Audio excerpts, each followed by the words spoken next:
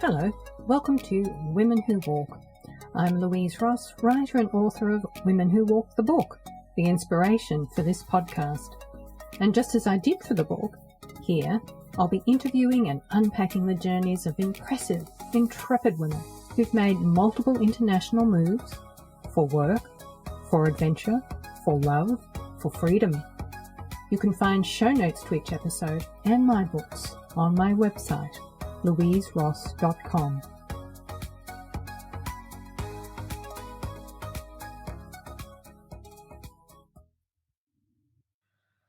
Hello listeners, and welcome to episode 4 of Women Who Walk. My guest today is Andrea Barton. Andrea is an electrical engineer turned career consultant turned writer. She's lived in the UK and spent 12 years with her husband and 2 sons living in Nigeria, the United States and Qatar before repatriating to Melbourne, Australia, where she's from. As a result of her years and experiences abroad, Andrea, in partnership with a colleague, compiled, edited and wrote 2 anthologies. The first, Nigerian Gems, Expatriate Tales of Adventure, is a compilation of stories and photos from more than 40 expats from 8 different countries about expatriate life in Nigeria. It was published by the Ishihayi Beach School Foundation to raise money for a school in a remote area outside Lagos, Nigeria.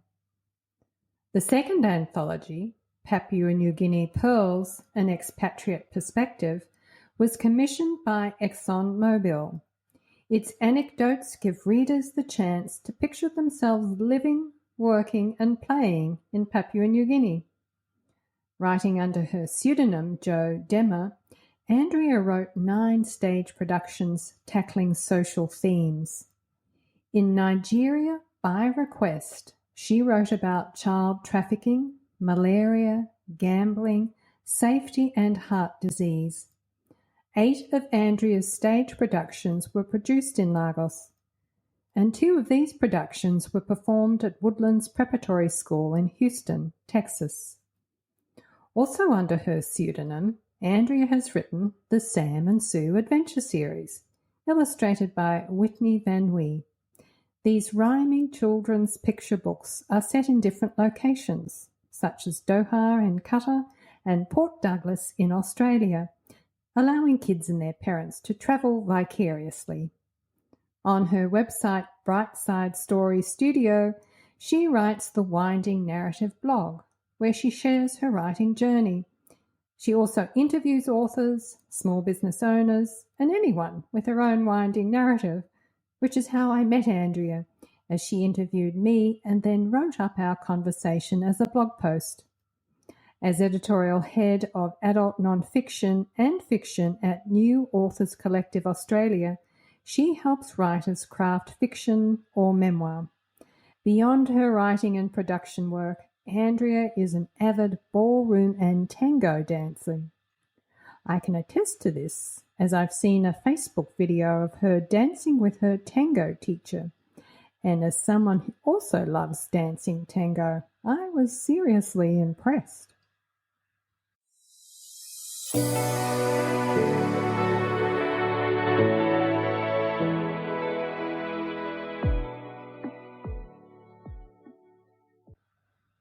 Welcome, Andrea. Thanks for being available. It's Monday morning here in Lisbon and late Monday afternoon where you are. Set the scene for us. Tell us where you are. I'm working in Mansfield at the moment, which is a country town, the gateway to the high country in Victoria, Australia. It's a beautiful setting. Outside my window, I can look out over Lake Eildon. It's a very Australian setting with lots of gum trees. There's actually some kangaroos hopping around our front paddock at the moment. It's an idyllic place to be writing. I know that area too because I used to ski up there. Are you and your family skiers? My husband and kids are very keen skiers. They do go up to Bulla quite regularly. I'm a little bit scared of heights and don't really like the cold, so skiing's not quite my thing. I tend to stay home and enjoy the peace and quiet when they go. If you don't like the cold, it would not be your thing. You have a very eclectic background. You transitioned from electrical engineering to career consultant to writing. Tell us how that came about. It's been a journey. I think it's one of those things where you learn a lot about yourself as you grow up, and as you experience some things, you learn that they're maybe not for you and you need to find something new. I did electrical engineering at university, which was really a case of I didn't really know what else to do, and I was good at maths and science, so that seemed a good career prospect. After uni, I went and worked for Telstra, which is Australia's biggest telecommunications company. I very soon figured out that actually I was more interested in people than I was in things, and perhaps I wasn't in quite the right career. I went back to study. I did a postgraduate diploma in organisation behaviour, which I loved, and that led me to working for what's now called Right Management Consultants. I was a career consultant working with either high achievers within organisations or with people who'd been made redundant from their organisations. I was helping people figure out what they wanted to be when they grow up, which was exciting. Often people found new directions. Some people went back into similar roles, but it was something I loved, the whole coaching, counselling aspect. At some point then you transition into writing, but was that as a result of you spending, a dozen years abroad with your husband and family? I always had a hankering about writing. I always thought it would be a nice thing to do. When I had my first son was when I really started writing, and I thought, maternity leave, I'll have lots of time. Well, anybody who's had a kid will quickly tell you that you don't have lots of time on maternity leave. But I did make a start. And then, of course, once I went back to work after maternity leave, I didn't have time to do anything much. When the kids were 3 and 5, I've got 2 sons. My husband was offered a job in Nigeria, which was a big hurdle for us because we were pretty nervous about it. There was a lot in the press that was not so good about Nigeria. We decided to take the leap.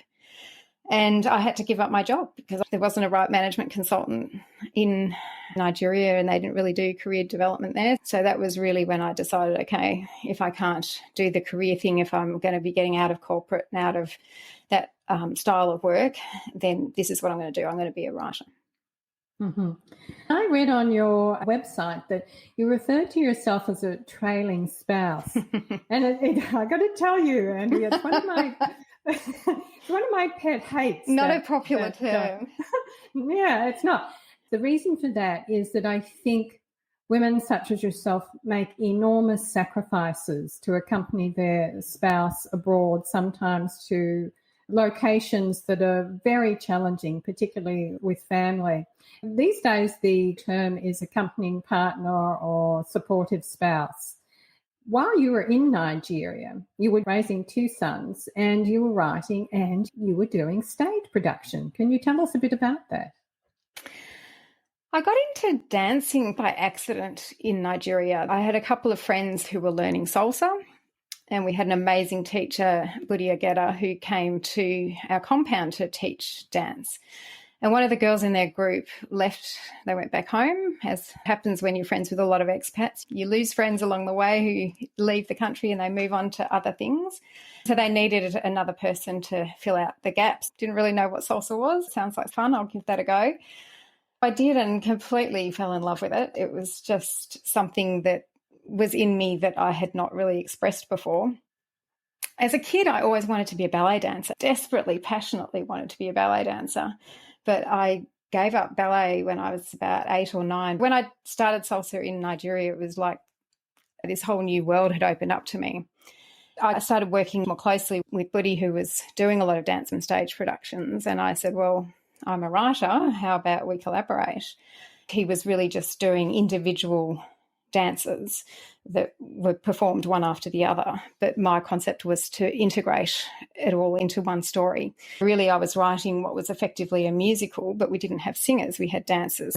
We used existing music. And the dancers acted the story as a narrator would tell the story, and then where a singer would get up and sing, instead they were dancing. Mm-hmm. So really, really challenging and really good fun. And we had a long time trying to get funding to produce some of these things. Ultimately, the breakthrough we did, it was a charity performance for the Lagos Yacht Club. There were a lot of things went wrong with it. There were a lot of huge hurdles, but we got there, and it was an incredible buzz to actually get the whole thing on stage, something that I'd written and pulled it together. I danced in it as well, so it was a huge amount of fun. Wow, how impressive that is. In your introduction, I mentioned that you had 9 productions in Lagos. Is that right? Yes, and they weren't all while I was still there. I did several while I was there, but I kept working with Buddy and with Benga Yusuf, who also had his own dance company. He moved to Benin for a time and then back to Nigeria, and they both were asking me to write different things. So that was one of the things I did when I moved to Houston, which was great that I was still writing and still getting things produced, but it was also really challenging because I wasn't there most of the time to see what was being done and to have any control over the production and how it evolved.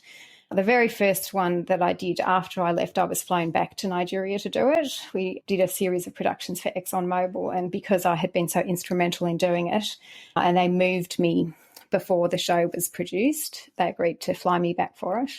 But after that, the shows were produced and I never saw them. That was tough. That would be disappointing not to see your work on stage.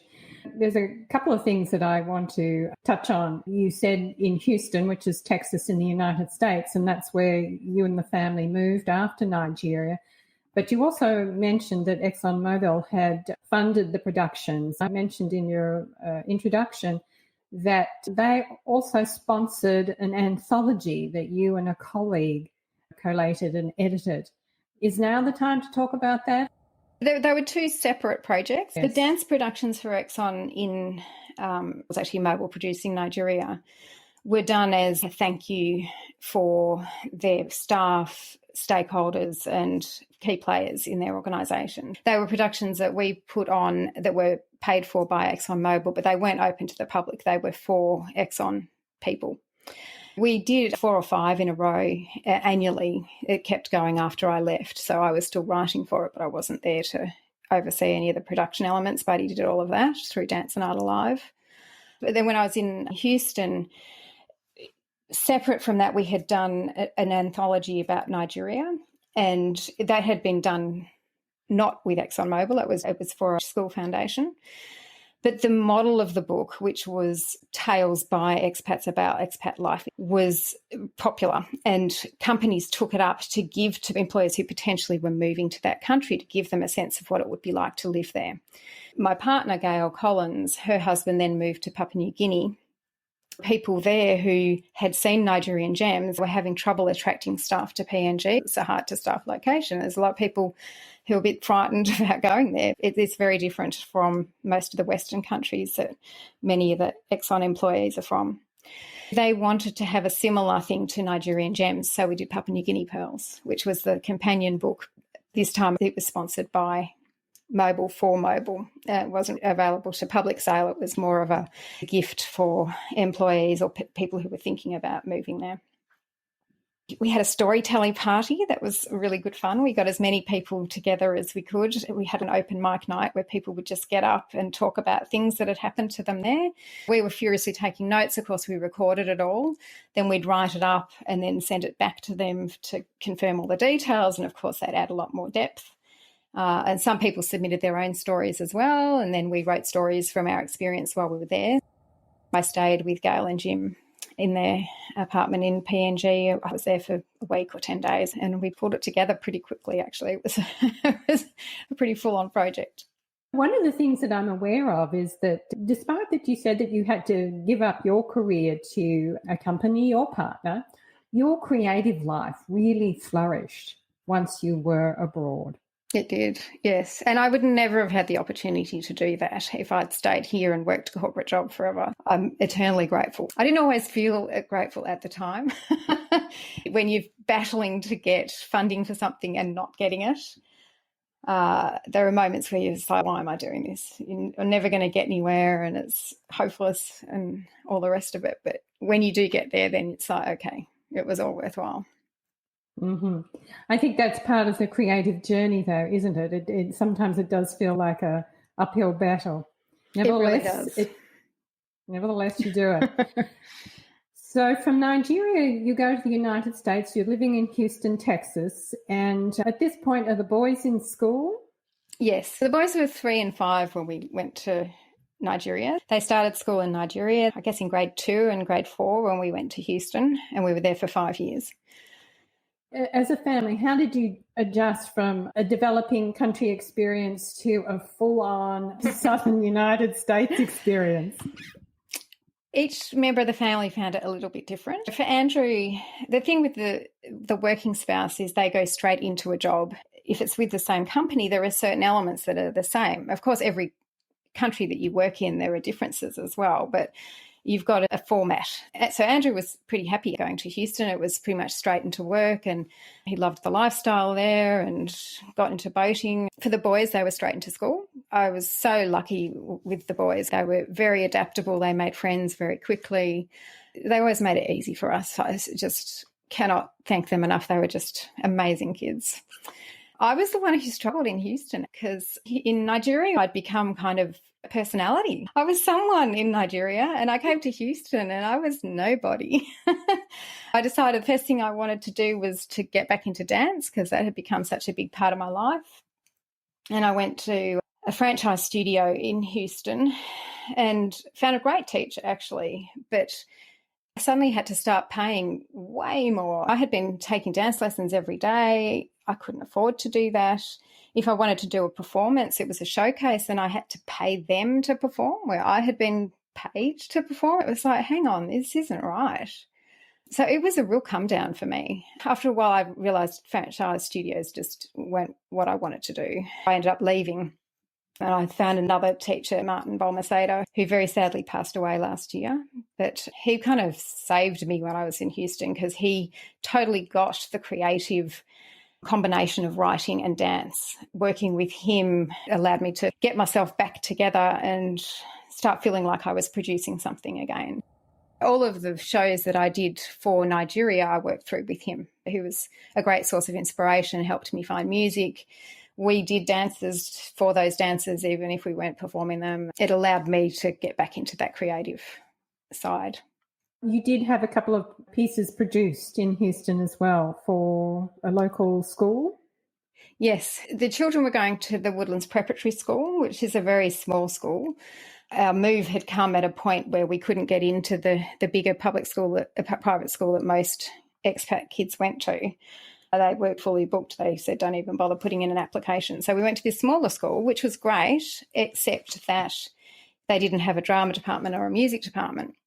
When I was having difficulty getting any traction to do any shows or anything in Houston, one of the mothers said, well, why don't you do a school production?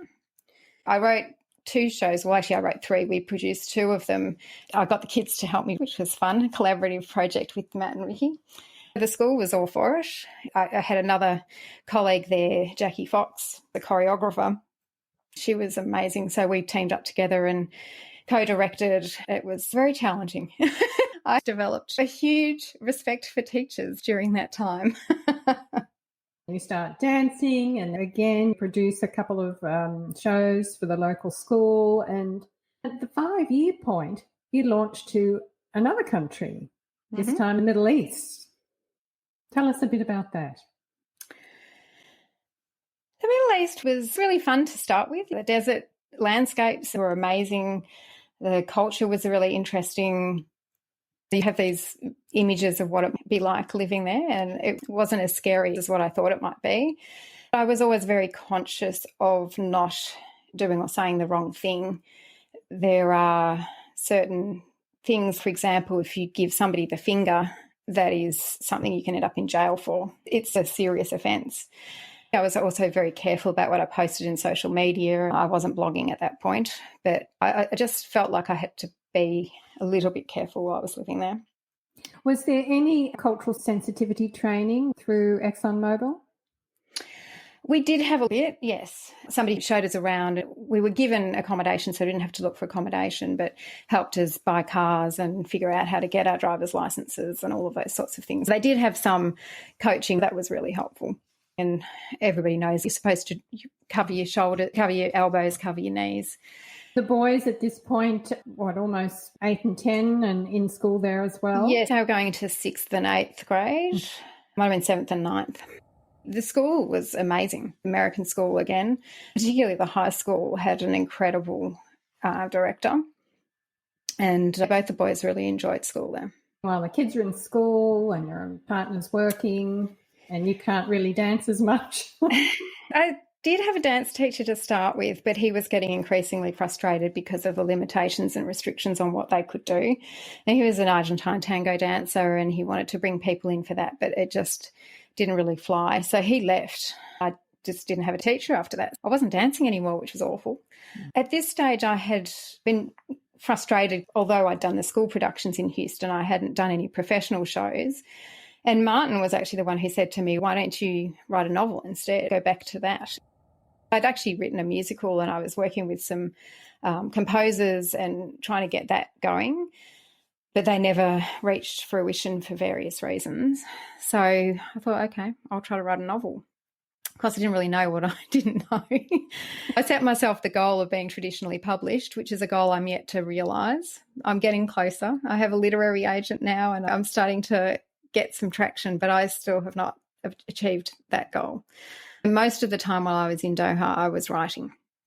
I did do a course with Curtis Brown Creative, which is a novel writing program. It was very useful. I started to realise how much I really did not know about how to write a novel.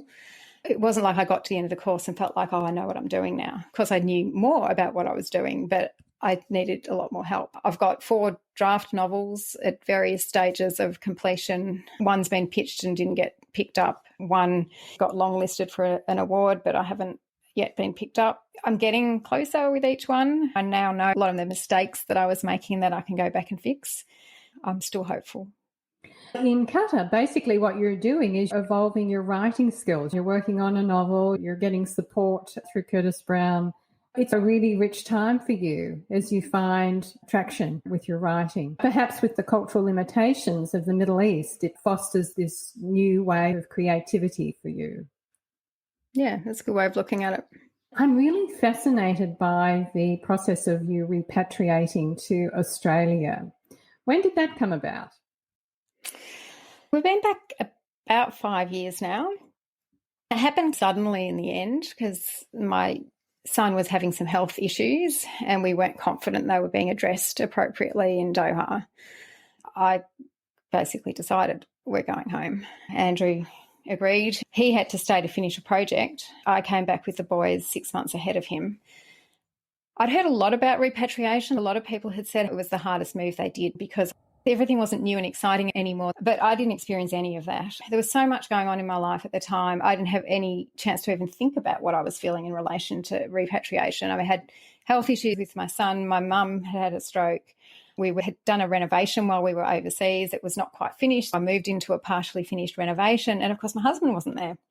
I was just putting one foot in front of the other. And I was trying to keep writing and trying to get an agent and trying to finish books. It was just keeping on. There are a lot of negative stories about repatriation, and the reason I brought it up is it's one of my biggest fears. I've lived out of Australia since the mid-80s, and every now and then I think, will I return? And it's a little scary to me to repatriate to a country that I don't really know anymore. And yet for you, I think that there were things in place that really helped you with that process. One was the health of your child. You had to make sure that his health was a priority. That's right. We'd been away for 13 years at that point, but every year we had gone back home. We were very strong about making sure that the kids had some roots here. We kept an apartment that we could live in when we were here, so they had a space that was their own. We made a point of seeing their grandparents and aunties and uncles and all of friends and family, so that we kept in touch. Every year we spent probably 5 or 6 weeks back in Melbourne. I think that really helped. Of course, we've got family here, and it was wonderful to be able to see them. To begin with, you're sort of ODing on all this social activity. We're suddenly seeing this side of the family, that side of the family, friends, and trying to keep up with everything else that was going on. It was like, oh my gosh, it's a good thing, but you have to make space for it in your life. We were lucky that we had a support network here. We had things to do and we just got on with it. From Nigeria to Houston was tough for me because I was leaving so much behind. I realised I have to have something that's portable. That was the beauty of me going back to novel writing. When I moved to Doha, I was fine because my job kept going as well. Where Andrew went from office to office, I went from office to office. Now I'm completely portable. I can work here, I can work in Melbourne, I can work in Doha, in Nigeria, wherever you want to take me in the world. I can keep writing, and I'm now editing as well. I can do that wherever I am in the world. So then your writing life in Australia, talk us through that.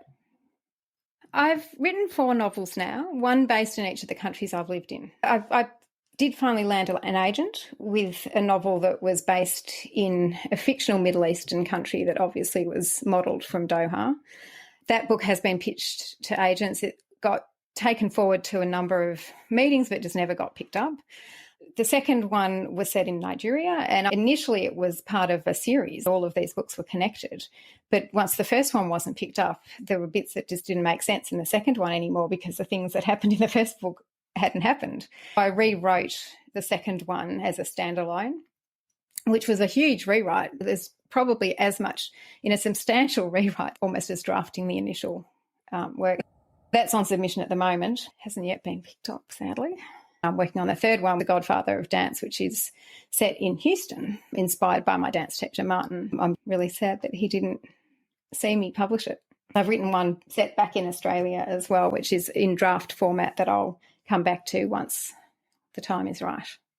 Once again, these country moves have really generated a lot of inspiration for you because you're writing about them now. Absolutely. It would be a completely different writer if I hadn't had those experiences. And you're also an editor. One of the things you find as a writer is that you need to read other people's work and edit other people's work to understand how to edit and how to write. And so there's a lot of what we call beta reading, where you swap novels with somebody else who's writing in a similar genre and you critique their novel, they critique your novel, and then you go back to work. I did a lot of this over the years and found I really loved it, and people were giving me really positive feedback about my critiques and what they were getting from it. I'd also paid a lot of editors and saw what they did. Then when I got my agent, one of the things that they do is offer a beta reading service. I did one for one of the authors there, and my agent saw it and asked if I would join his editorial team. That was like, oh, wow, I've got a job offer, like a real job. I've been working for him for nearly 2 years now. That allowed me to develop my skills, develop my confidence. I've got a couple of authors who are being published this year. That's really exciting. First one's coming out next month by Lisa Darcy. It's called Lily's Little Flower Shop, a romantic comedy. And Susanna Hardy's coming out with Loving Lizzie March in, I think it's June or July. That's really satisfying and rewarding. Off the back of that, I gained enough confidence to start my own editing company. I now own and run Brightside Story Studio, which I love doing. Sometimes I work with authors who have finished a novel and they come to me and I do a structural edit or a line edit depending on what stage they're at and what they want. In some ways, I love this more because I'm involved right from early on. I do mentoring and coaching. It'll be somebody who has not completed a novel yet. They're just starting out, but they need somebody to keep them on track and make sure that they're producing. Every client's different. They've each got thrilling, exciting projects that they're really committed and excited about, and I love them as well. It's kind of bringing together aspects of everything I've done. It's bringing aspects of the coaching that I did back when I was career coaching, the structure and logic from when I was engineering, the creativity from when I was dancing. All of that comes together in this editing. I feel like I've come home. This is what I'm meant to be doing. Your life sounds full and rich these days, so dare I say, what's next? It's more of the same. The goal is still to get that traditional publishing deal. I am getting closer. I just haven't quite got there yet. The only way you know you're going to fail for sure is if you give up. I'm going to keep pushing that along, and I want to develop my clientele with Brightside Story Studio so I can get more authors to share their stories and get their stories published as well. With New Authors Collective, we've seen some success and it's very exciting. There's been a few bottles of champagne cracked open. Hopefully there's more champagne on the horizon. That sounds great. As I finish up, How can listeners find you, or those that are interested in your editing skills? How can they find you? My editing website and blog are all on www.brightsidesstorystudio.com. I'm available on Facebook and Instagram as Andrea Barton Author, or on Twitter as AJ Barton Online. I'm happy to be in touch with people any of those ways. Thanks, Andrea. And thank you so much for being available today. This has been a fabulous journey through 4 countries and the evolution of your creative life. Thank you very much for having me, Louise. I very much appreciate it. Thank you for listening today. And if you would like to read a transcript of this episode, you can find it in the show notes on my website, louiseross.com. And if you enjoyed this episode, please rate and review Women Who Walk on your preferred podcast provider.